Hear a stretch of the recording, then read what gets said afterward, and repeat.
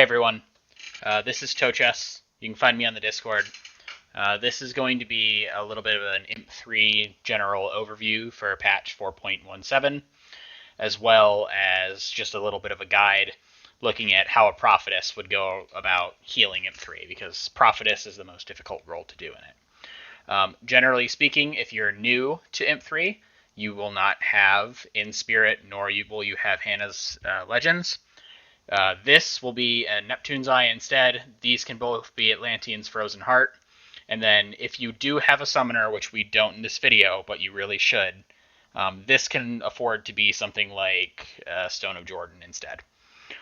Generally speaking, this run would have gone okay, but there are a couple things that I would change about it in the future if I had access to everyone's loads and the ability to change things around. First of all, we're running a Master Stalker tank instead of an Avenger tank. I much prefer Avenger. He's far more consistent, and the armor aura he gives the entire team is really good. We are currently running summonerless, so things like our Grand Inquisitor, who's hiding underneath the terrain here, is going to run out of mana and will be unable to stun the bosses and keep them in check, making healing harder. And third, we're kind of auto attack damage dealer heavy for my liking as well. I would prefer one of these people to be a Grand Templar, because Grand Templar has a 6-second CC that can also become 12 seconds in an emergency. It's very useful both at the beginning of the Four Dragons as well as going into the Hydra phase if anything tends to go a little awry. I do have hope on this load, but I'm not bringing it for demonstration purposes. If you have it, it makes the dungeon a lot easier, but we'll go without it just to kind of show the general difficulty that you'll see with M3. You can see in the bottom right corner here, this will show my key inputs, so you can see arrow game. If you're interested and this is your first time watching the video, you can go ahead and click out of the window and then try and do arrow game yourself and match my timing down here to see if you're able to do it. Once the green arrows show up, like once the text changes, that is the end of the timer. So without further ado, we'll get started and get going. I'm going to just do a quick precursory look at people's gear. Everyone seems to be okay, but it is a lot of people that already have M3 gear.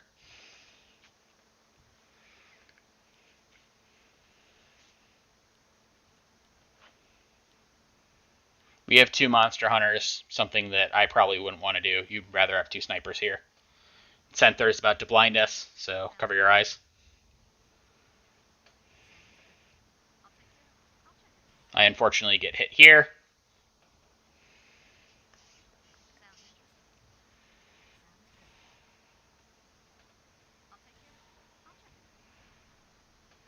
If you don't get to go right away and get out of the gap, you might have to stop there for a second to wait for that red pulse to go. Otherwise, you might get hit by it. Its cycle's a little funny. So you'll see me take a break here as well. Wait for it. Go.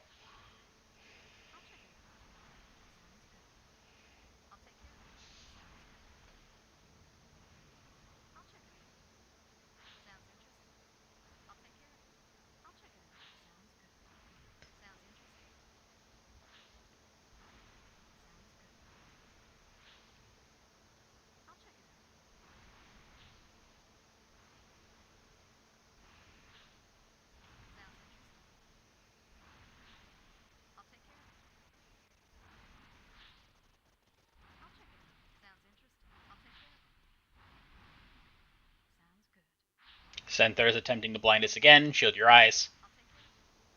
And we're good.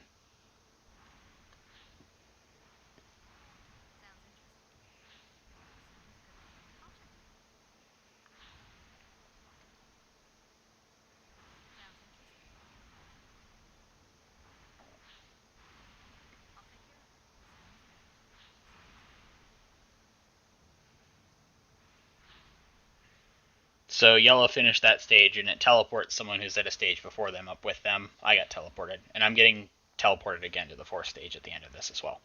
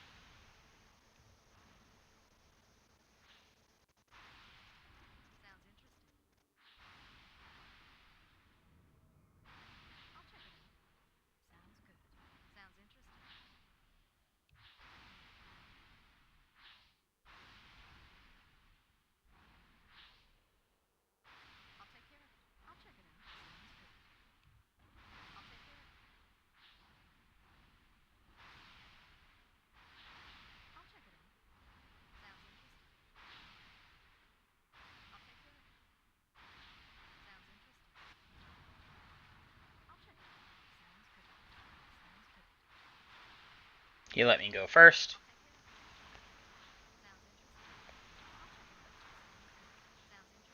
You can run diagonally across here and it's safe.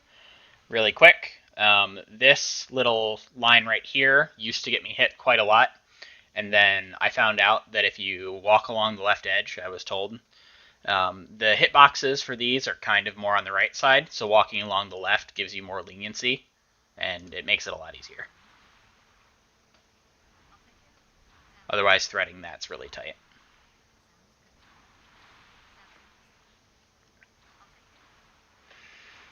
General thing before we get to the boss room, if you're playing like a DPS or something else like that, the first phase is 4 dragons. You have a red one named Blaze, a black one named Midnight, a brown one named Storm, and then a blue one named Winter.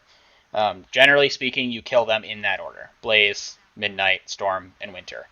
Winter is spell immune, so he is unable to be hit by things like the Grand Templar's stun. Most AoE spells will not deal damage to him, but something like Archsage's Boreas will still stun him. One thing to note here, if you're playing an archer, like the Monster Hunters or something else like that, you will want to be up on this top shelf right here. In Warcraft 3, if you are ranged and are on lower terrain, if you do not have the high ground on an enemy, you have 20% chance to miss. So in order to maximize your DPS, go ahead and stand up there. I'm just kind of syncing the video overlay to the actual keys. Prophetess will start by giving a countdown, getting everyone ready, and you start the fight with your ultimate, Gloria.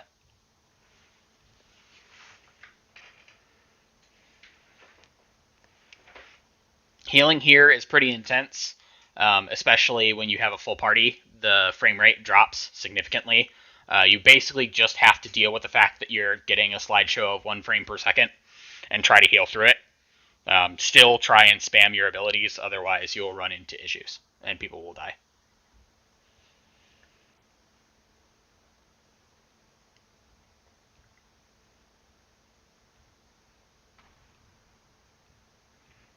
So give a countdown. Don't throw 2 in 1 so I can time it. Let me start.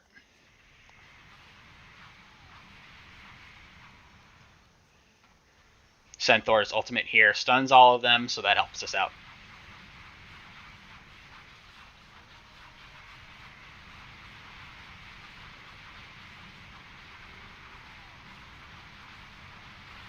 So yeah, even though the frame rate's dropping to 15, 20, you still have to keep pressing your skills and just believing that the game will process it properly and get everything working well. As a general rule of thumb, Prophetess's R is kind of slow when it comes to healing, so if you have other skills up, it's good to weave in between, or you generally want to follow them, or follow your ultimate with R as a rule of thumb. So don't use it unless you're also using your ultimate. Otherwise, you're not going to out-heal incoming damage. Now that Blaze and Storm are dead, we get the open area where we now get to sit here and fight Winter, but the lag is now gone. We're through the hard part of the phase, so I'm using potions to bring my mana pool back up.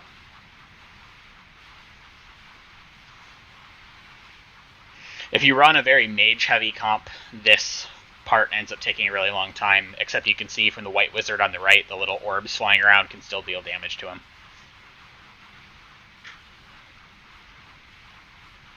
Once Winter dies, they fuse into the Fusion Hydra, or Fusion Dragon, I believe it's called. We just call it Hydra. At 95% health, you will see the first instance of the Chronosphere, or what we call Arrow Game. And you'll also notice that I'm standing over on the left because the Hydra has another spell called Cruel Ruin, which is the same thing you've seen Centaur use 3 times to blind us. It deals 50,000 damage to everybody, and he normally follows it with a War Stomp that deals 15,000 damage. So Prophetess doesn't want to get caught in Cruel Ruin, so they can get up and protect everyone, top everyone's health bars up, and get us ready to transition through the phase. So first thing you'll notice, first Cruel Ruin, I come up and top everyone off first, and then as it's coming out, I throw my ultimate, but I got interrupted here. So I'll still kind of go ahead. Centaur saves us because he realizes we don't have shield, and we hit 95%, first arrow game starts. Purple and, I believe, green messed it up, so they're dead. We do not have a Hierophant, we can't revive them. They're gone.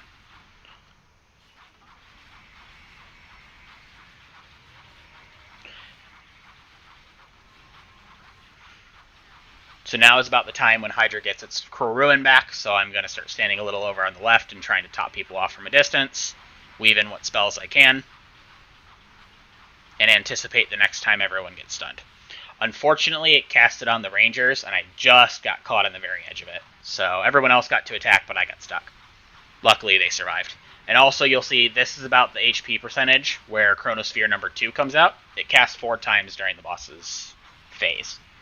So this is about the earliest you'll see it. It can range anywhere for the next like 15 to 20% of health. It's getting ready to come out again, though.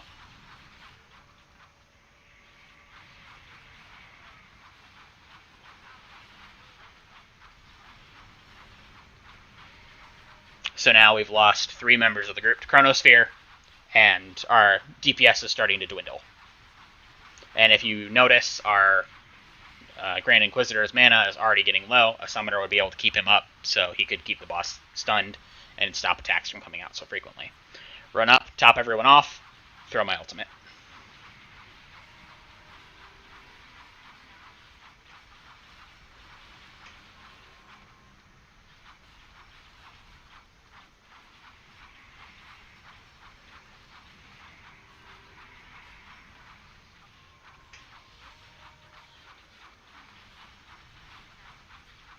We're getting near the HP percentage where you're going to see the 3rd instance of Chronosphere. I generally like to, as a rule of thumb, say it's somewhere in between the level and 300 of the boss, so right about there-ish. But sometimes it comes early, as you see.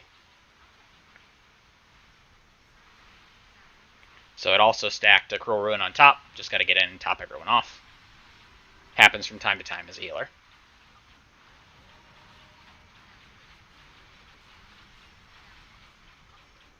I think this is a glitch introduced in 4.17 where something is causing the boss's cooldown to reset. So we got 2 instances of Cruel Ruin very close to each other. It's normally about a 40-second cooldown. Hopefully that'll be fixed in the future. I believe this is where Sheepherder dies, our Grand Inquisitor.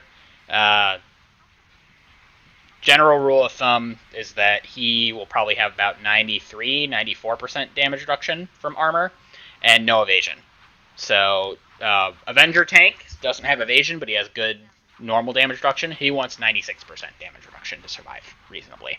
So if someone doesn't have evasion and doesn't have health, there's nothing a Prophetess can do to save someone. So come in and barely top off yellow in time here. He would have died if I didn't cast that.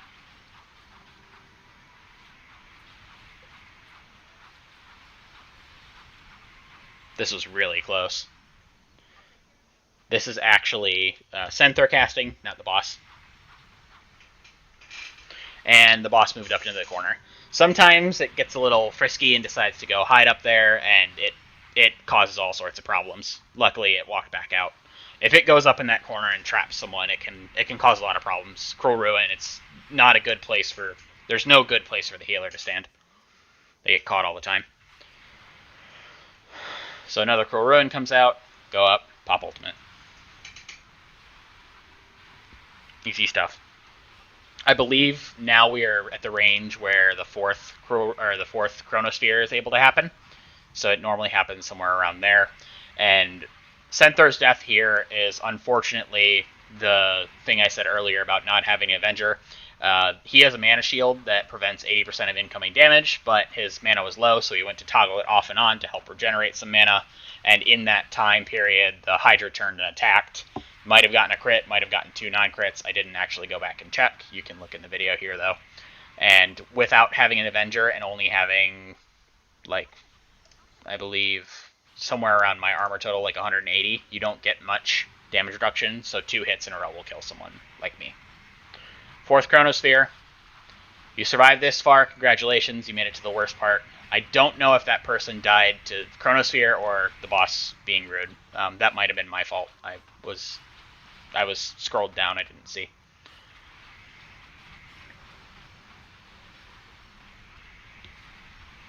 So now it's just taking the boss home. You're in the home stretch at this point. So yeah, if we would have had a Grand Templar here, we could have had plenty of time to stun the boss. A Summoner would have helped in the 4 Dragon phase, and an Avenger probably would have saved Centaur's life there. So a couple things that I would have changed, but this is a decent example enough anyways. Overall for Chronosphere, you have about 2 seconds or so. So, once you get used to the patterns and stuff like that, know where it's coming and know what HP to expect it at, so you can get your hand hovering over the arrow keys, you should survive it pretty consistently just fine. One thing I will note is that there is something in the coding for it to kill you 1% of the time. You will see the 3 arrows, and then when it goes to change to green, it will instead say that although you were able to dodge, or it still managed to hit you even though you were able to dodge it, and the arrows that you would normally see up in the top turn into something that says unlucky fail. In an update, this is looking like it's going to have a message that it will tell everyone, because currently people lie about it and say that they got unlucky fail. They might be, we don't know, but some people get it much more often than you would expect to get it. I've been playing this since the update and helped test it, and I've only seen it 3 times total. So I've done hundreds upon hundreds of instances of arrow game, and I've only seen it a couple times. There are some people who've claimed to have gotten it many more, and likely have not seen the Chronosphere spell as often. That will be fixed in 4.17.1, I believe. There you go. Boss is dead. Our Archsage got a piece. He got a piece. Sniper can only use Atalanta's Revenge from here. And that is healing Imp3. Not too much else to say. There you go. I believe I'm going to be looking into doing a guide for tanking Imp4, because that seems to be the next hard thing, and at some point down the line I plan to do kind of a all 16 Job 4 class overview of which characters you will want to pick and why you would go for something or other. You can do any of the 16 as your first, but it'll kind of just be a good class guide of certain paths you might want to take if you're looking for advice on what to play. That's it for this video. Thanks for staying till the end, and until next time, see you around.